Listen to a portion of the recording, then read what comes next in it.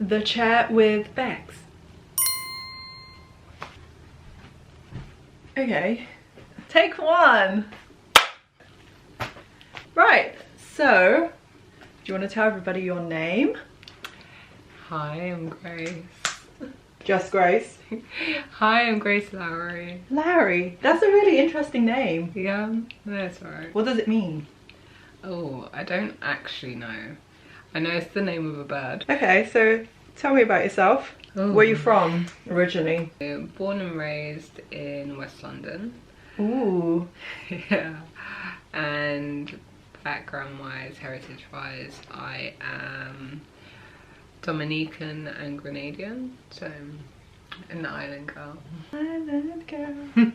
Anyway, so have you been to Dominica and Grenada at all? I went to Grenada, but I've only been once, and it was like when I was like 12 or something. It's got lasting memories for me. Elaborate. Not all in the best way. Oh wow, what happened? It's an island which it's got like a lot of mountains and a lot of greenery and stuff like that. So when we're driving along the mountains, there's no railings along the edge, right? There's just the cliff edge. Right. And I've got a grandmother who likes to talk about death. So she'd be looking over the cliff edge going, oh, that's where so-and-so died. You can still see the car. Right. Yeah, so that was traumatizing. But other than that, it was beautiful. It's a gorgeous, gorgeous island. Do you have a big family? Do you have Massive siblings? Family. I do have siblings. I've got an older brother and I've got 2 younger sisters. My extended family extends beyond my knowledge. Oh really? Yeah, like I would meet a cousin like every like few months in like the strangest of places. So like my friend dated this guy and then we found out that he was from Grenada or Dominica, one of them. And I was like, oh, what's his surname? I checked with my family and it turned out to be my cousin. Or like someone else in school just randomly turned out to be my cousin. Like, Really? yeah, it happens all the time. It's so Oh strange. wow, that must be so strange. Like, you're from Dominica? You could be my cousin. Yeah. Wow, that's amazing. Is it because the islands are so small? Kind of. But also, when people migrated over here, they migrated and stayed in collectives. So, for example, in Shepherd's Bush, they had a lot of Grenadians. Okay. I can't remember where the Dominicans went. But, like, you know how certain areas will have more Jamaicans. Yeah, yeah. Like a concentrated group of them. So, it's the same sort of thing. Yeah. So, I think a lot of my family tends to be pretty sporty. Are you sporty? I am, but I'm getting back into it again. I've been out of it for a while. What sort of sports? I have played most sports under the sun. Really? Yeah. What do you do? Tell me. Well, at the minute, not as much. But I played a lot of tennis. I danced a lot. Yeah. I mean, I knew about you are able to dance very well. She can really dance. But I didn't know that you can play tennis. Yeah, I was like scouted for it. What? Yeah, I What was part of a that? club and everything when I was younger. What? Yeah. Okay, tell me about that. Tell everybody about this. It was one of my like original goals. Well, most of my original goals growing up were all like to be like an athlete in some aspect. So whether it was dancing on the stage or whether it was like being in tennis, the next Serena Williams or the first Grace Lowry. I like that. Yeah, like, or even like something like sports science was a big thing for me. It's strange now because I'm not as much into it and people don't necessarily know me for being sporty unless you saw me in that phase of my life. What changed? What happened? I'm just a very nosy person, so this is why we create the chair with Bex, because I just want to know stuff. I get nosy. It's okay. 2 reasons. I think it was going into uni, obviously you need the grades and stuff, so I think I'm a balance of academic, creative, and also just very practical. Okay.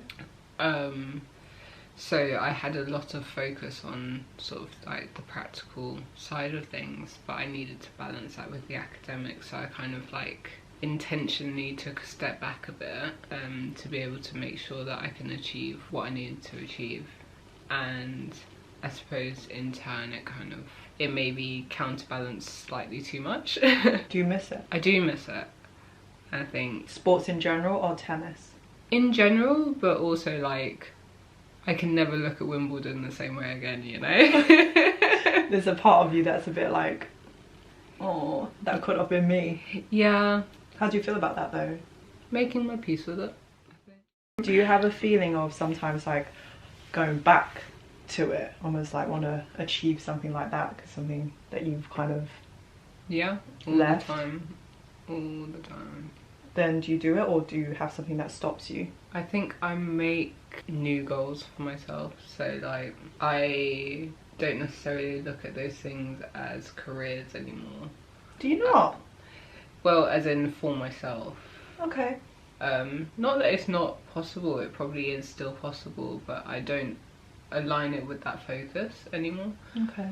So I might just do it as like a bucket list item. So I'm not going to say one for tennis specifically, but like another example would be like rock climbing. Like I love rock climbing, but I really want to do like Mount Everest one day, and that's now like one of my bucket list goals. Okay. So, not a professional mountain climber, whatever. Is that even the right? Mountaineer. Is that Yeah. Mountain climber? What do you see as career-wise though for yourself? Ooh, we're getting deep. We're getting deep. You're gonna make me cry. Oh my gosh, I'm no. not ready for it.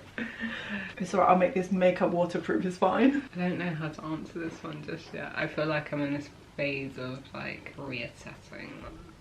Ooh. If you want to share, you can. You don't have to. No pressure, but whatever that you want to share is always good. So I am working towards a career in the sciences. So currently working on my master's in neuroscience. Wow. But as I said, I always need a balance of academics and science with the creative and practical side of things. So I want to marry them. And I've got some ideas of how to do that, but I'm just finalising plans with that at the minute. Tell me about the degree that you were doing. Neuroscience. Neuroscience, so it's all about the central nervous system, and particularly the brain, and how it affects our cognition and our behaviour. So it's the study of that basically. So Sounds really fascinating. yeah. Wow. That's a bit full on. So how does the brain work, Grace? How does the brain work? I think everyone's trying to find that out. Any breakthroughs? Oh, there's probably loads, but That's the most fascinating for you that you've learned. something I came across recently. I didn't read the whole article, if I'm being honest, holding my hands up there. But something I came across recently was an article saying that the neuropathways in the brain might replicate the universe. Huh? Elaborate. I can't elaborate because I didn't read the whole article. But I found it a really interesting concept just because I feel like everything feeds into something else, and it's like, Okay. you know how certain foods you eat tend to be shaped in a way that it affects your body. So like, Yeah, sure. I think it was walnuts, shaped kind of Yeah. like a brain, and they normally impact how your brain functions. But does it? But does it? Is it actually like I used to believe that because I used to just think my grandma would just like telling me these things to just so that I get to eat the stuff. So it's almost like she used to tell me, oh, if you're gonna eat a liver, then your liver's gonna be great. You know, you eat fish head and then like fish eyes, then your eyes gonna be extra sparkly. Being Chinese and all that. Yes, we do have fish heads. Anyway, going back to what I was saying, so I used to just think that, oh, that's just the way she tried to trick me to eat stuff, and then And once upon a time I did when I was little, because I was like, oh yeah, cool. And then over time I was like, okay, no, I don't know if I want to eat this fish eyeball anymore. It's very crunchy. So you're not sure you believe in the concept? So it's, I don't know, I'm not saying I don't believe it, it's you're more not sure how much truth I don't know how much truth of it. Yeah. So that's why I'm like, it's so fascinating. Like, what do you think? Like, is there studies on it that'll back up the... Probably somewhere, if I'm honest. That's not particularly what I would say I've looked into. It's fascinating though. But yeah, no, it's definitely interesting. I feel like most things have multiple purposes to them, multifacets to them that we don't necessarily understand. So That I agree. Yeah. So. Okay, so you're now taking a break from uni, and then are you on the journey of finding yourself? That is a journey that I think I've been on for years. But yeah, no, I think I'm in a process of learning how to rest. That's a good thing. Talk about that. Like, what do you mean? Do you find it difficult to rest, or? Majorly, I think that's massively part of the UK London culture as well. Like, we're taught to grind, we're taught to have this amazing work ethic, but it's also to the point where you feel guilty for taking a break or taking your actual days off, you know? Yeah. And I think that takes a toll after a while. So learning how to rest, learning what that means for me. Okay, so what are you doing to rest? What have you put in place? Something I'm learning is boundaries. Interesting, that word, because how is that translating with rest? I think a number of reasons. The main one that I think comes to mind is learning how to say no. Learning when to prioritise yourself and your needs, and to stop minimising yourself and your needs. And that in itself can put boundaries in terms of relationships and what is expected of you, what you can actually deliver, you know? So yeah, I think that's a massive one. What's another way? Another way is learning to do things that I actually enjoy again, because I think we get so caught up sometimes on what I have to do, what pays the bills, what the world tells you should do, you know? And I think it needs to be a balance as well of like actually enjoying life, like living it to your fullest. And what does that look like for you? Are you sleeping more? I'm trying. I am trying. Are you a good sleeper? I mean, me and my bed have an amazing bond. But yeah, sometimes that there's a bit of tension between us, you know? You know what it is? I love like cuddles and stuff like that, so when I think of my bed, it's almost like an embrace, like you're just wrapped up in this world. Are you a touchy person? Are you? No. What? And yet you like, what, do you like to be hugged like this? I'm actually not a very huggy type of person. I'm like, you don't need to touch me, I can feel the love, it's fine. Like yeah. I'm similar, to be honest, but I'm like, it's only people who I am very comfortable with who are allowed to touch me. Same. Yeah. Same. Because if you touch me without me consenting to that, no. I am so awkward. Yeah, no, we're not about hitting people. We never do that, okay? Yeah, don't force anyone into it. Yeah. Consent is the way forward. I had to teach my daughter that the other day. You did? Yeah, just teaching her about, you know, about this word consent. She's only 2 and a bit, but you know, she needs to know. Tell them. Yeah. But do you find that sometimes because your brain is going like, so then you can't really switch off? Yeah. What do you do to switch off? That is the question. I am trying to find the answer. You know, computers that have like thousands of tabs open? That's how I look at my brain. Like, it's like that all the time. So I pray a lot. Okay. That's one of my ways, and I worship a lot. Other than that, not much. I probably think about all these tabs too much, which leaves them open more. You need to start like exiting it bit by bit, really. Are you somebody that's like, is it something that you have to finish it for you to then close that tap kind of thing, like a finish your task Yeah. kind of thing. Yeah. So that's why it's like all of them are open, because It's almost like also like I need to learn everything about that thing. Right. So every possible thing that I can be informed on about it, then I need that, and then I can feel like it's complete, you know? wow. Yeah, no pressure, Grace, no pressure.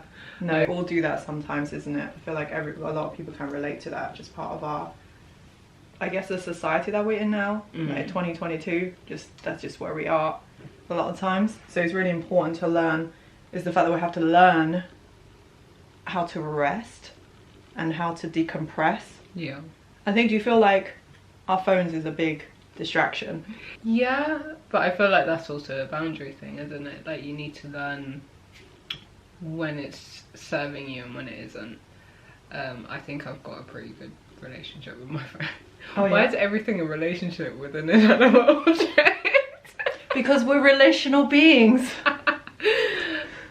As my friend Cara would say. Shout out to Cara. Yeah. It's knowing when to turn things off. It's knowing who to unfollow. It's knowing what feeds you throughout the day. And what feeds you? What feeds me? You talked about praying and you talked about worshipping. Yeah, so God obviously is the main thing for me. That feeds your soul, you say, or feeds my feeds your mind. Regulates my mind. Yeah, no, that's something that grounds me. Do you find it weird for somebody who have a faith and also studying like neuroscience? So you're literally a scientist, but yet you are faith-filled person. Do you feel like studying it is helping your journey to find God more, or is it more of a distraction and challenge you as a Christian? Yeah, no, I think this is an interesting question, and it's actually something that I get asked a lot by whether it's Christians or whether it's people who don't necessarily have faith. So for me, I believe that science is a way of discovering God, and it's almost like catching up to things that say the Bible has said. And if you think about science, often it's about falsifying, which is trying to prove something wrong. So that's most of research. That's what they try to do. They try to prove that something's wrong. If they can't do that, then it's supported.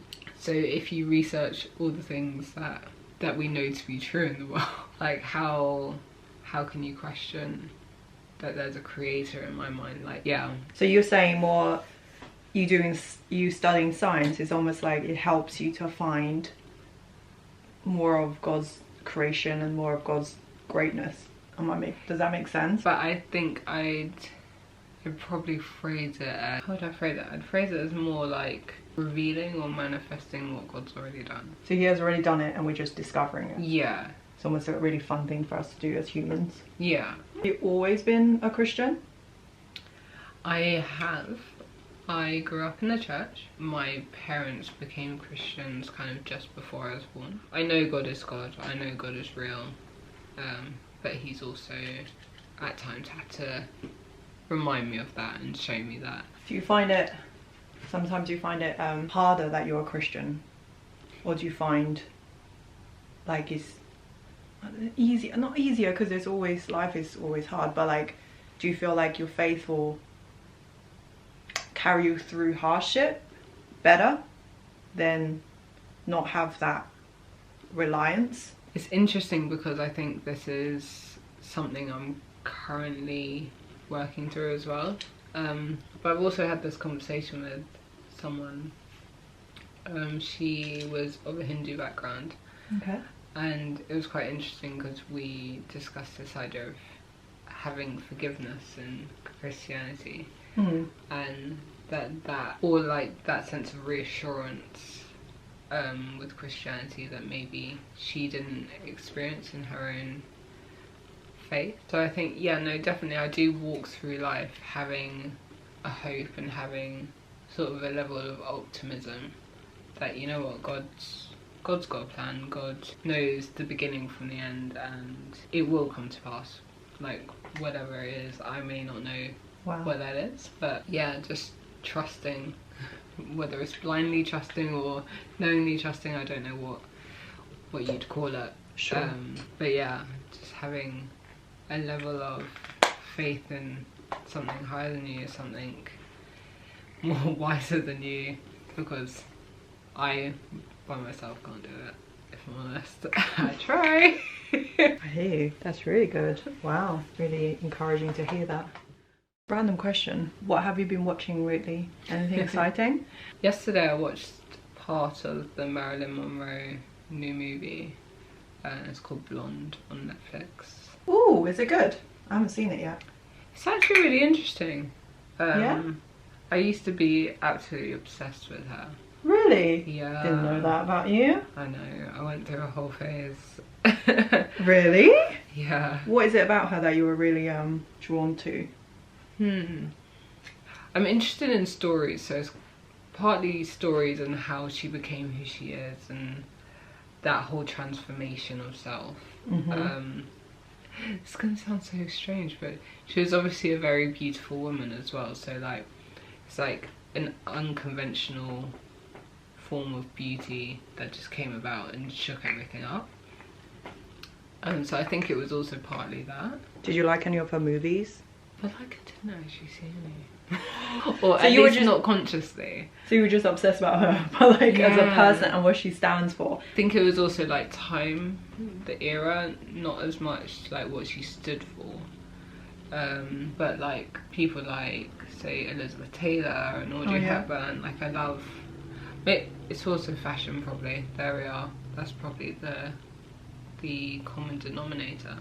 Right. So it was like that period where it looked a bit decadent, but it was like everyday life and everyone kind of showed up. Yeah, showed up. They showed up. What's your fashion style then? Who do you wear? Like what sort of style do you like? I think I've got a mix of styles. I am definitely very smart casual, like overall. Love a blazer, but love jeans. Love a hoodie as well. But I think I'm a bit edgy with how I approach things. I might wear like a really floaty dress that might have ruffles with DMs. That's cool. Yeah. That's a cool look. Thank you. Would you say your style is very much like you can turn like a day into a night very quickly, very simple, but yet chic, effortless? I mean, I try and make it that way. It's probably like taken me a week to work out the outfit, but Do you plan your outfits before you go out? depends what it is. Oh. Yeah. So for like a party, do you have to plan it like way in advance? I feel like I go through a whole process of like researching, looking into different styles. So Pinterest is like my best friend for that. I've got boards of inspiration. And then I'd figure out what I have, figure out what I don't have, maybe work out if I need to buy something else. Try everything on, which normally puts me in like an emotional state. Oh, why? Because if things don't fit, Okay. that could be traumatizing. But then I get over it and work out like 3 outfits.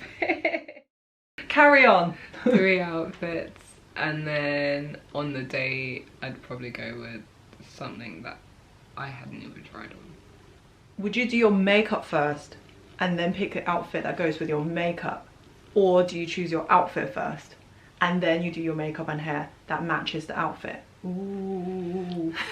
Ooh. I feel like I see outfits first and hairstyles first. Makeup, I feel like I've never been great at it. I found one thing that works for me in like high school and I stuck with it and tried to perfect it. So yeah, no, I just can never guarantee that my makeup will look great. What? You always look so fab. Whenever I see her, she always looks so fab. I try. So what is your makeup look though for your since high school? Typical makeup look is a cat eye. Oh, that's hard to do. A sleek cat eye. A sleek cat eye.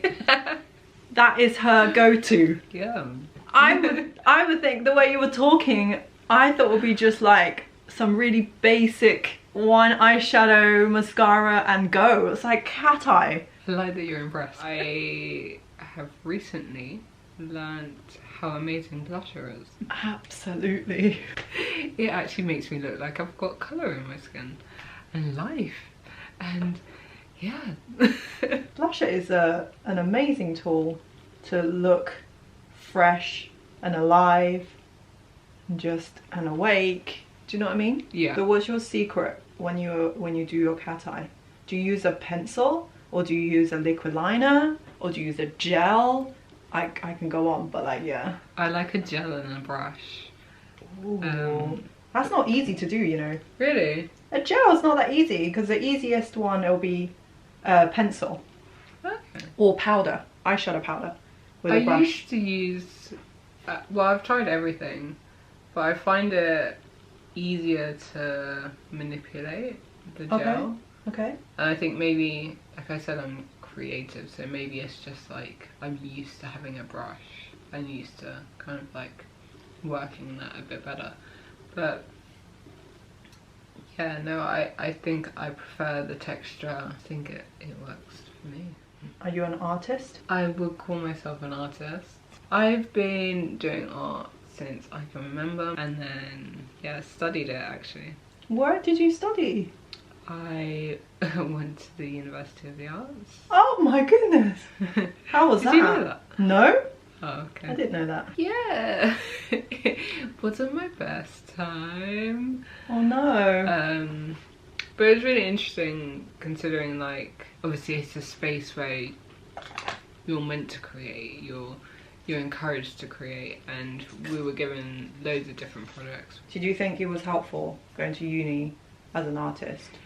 Did it refine your art? Did it give you more knowledge, or was it just like waste of time a bit? This is probably bad press for them. No. It's alright. I've got nothing against them as an organisation and what they do and the people they produce. I think the work that comes out of there is actually amazing. Mm-hmm. But I think for me, because I'd been sort of working in that space for a while, Mm-hmm.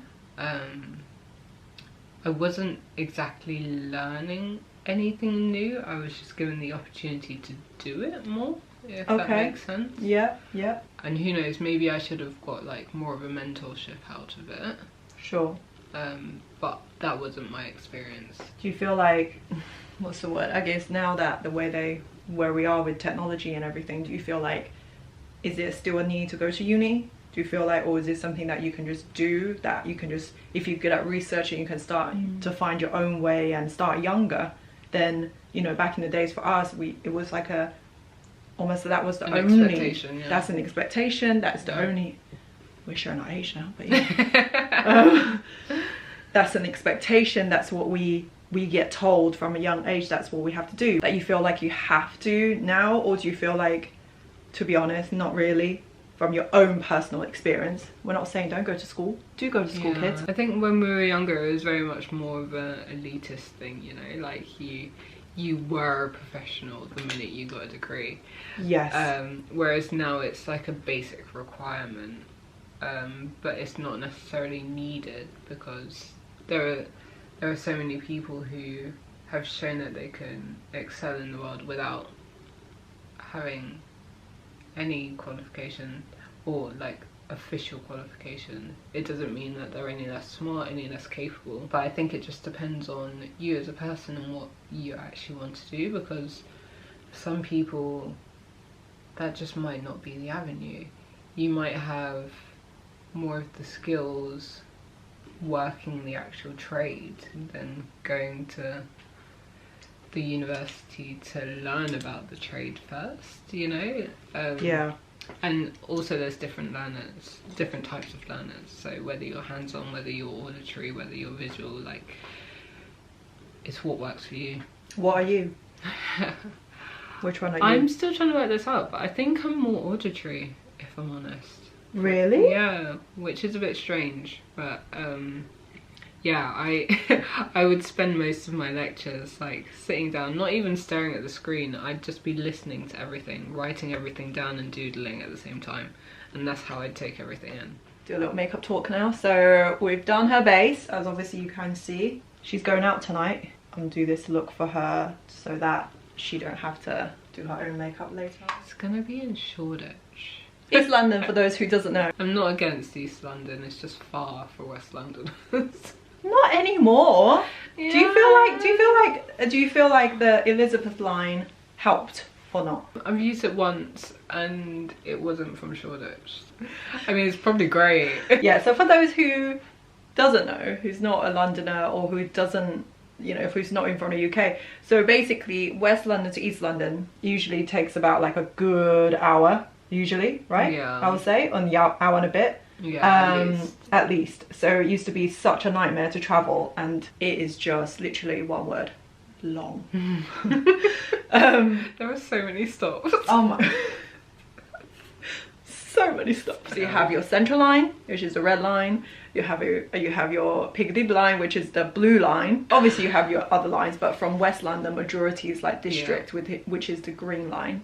District, Central and Piccadilly line. So that has been like the most really horrific travel, especially in the summer when it's gross and hot. No. You don't get on the Central line Ever. Don't do it. Just like a sauna and sweat, lovely. But no, London's great. London's great. Travel's great. Don't get me wrong. Yeah, come to London.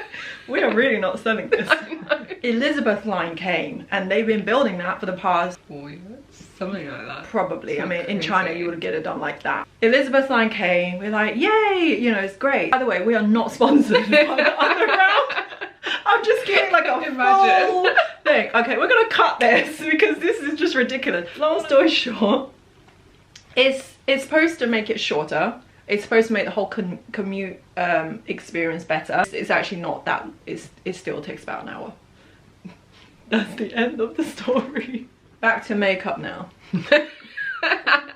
So I'm just gonna, because she hasn't decided on what to wear for the evening. She's got two outfits. One is like a cute black dress, another one's like a white dress as well, and she's wearing boots for all of them. So we're gonna keep it quite neutral and then just quite like natural, but yet, you know, elevated. And so her eyes are a little bit slightly hooded. You can bring up the crease a bit higher, so you can use a darker eyeshadow to just frame it a little bit, almost like pushing the crease a little bit higher. And then I'm gonna do like a liner that's gonna complement this crease, really soft cut crease.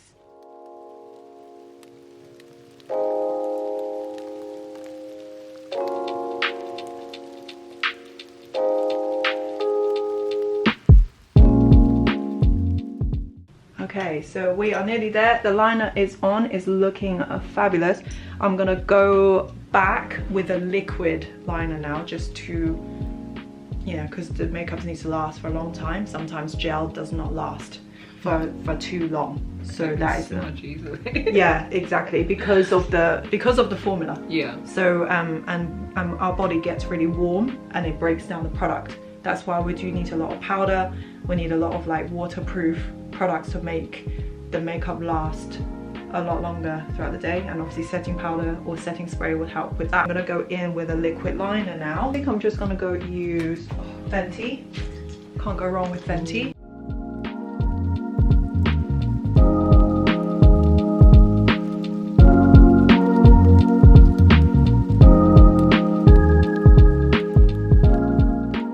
Usually if you have a pair of brand new falsies, I would literally have to measure it first on the eyes and then cut wherever I need to.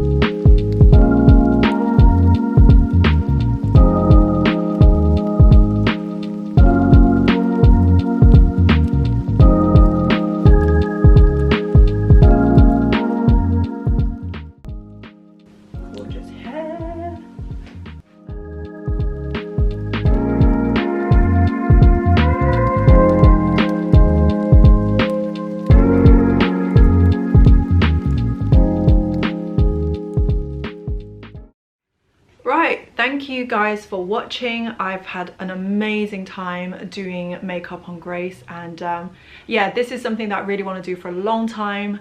The chair with Bex is basically just a lot of chit chat. I really like to get to know people, and yeah, and obviously in this episode we got to really dive deep and got to know Grace on a personal level. So yeah, so if you enjoy this episode, please comment below, and make sure you like and subscribe my channel, and make sure you turn on the notification button so that you don't miss another episode, and see you next time.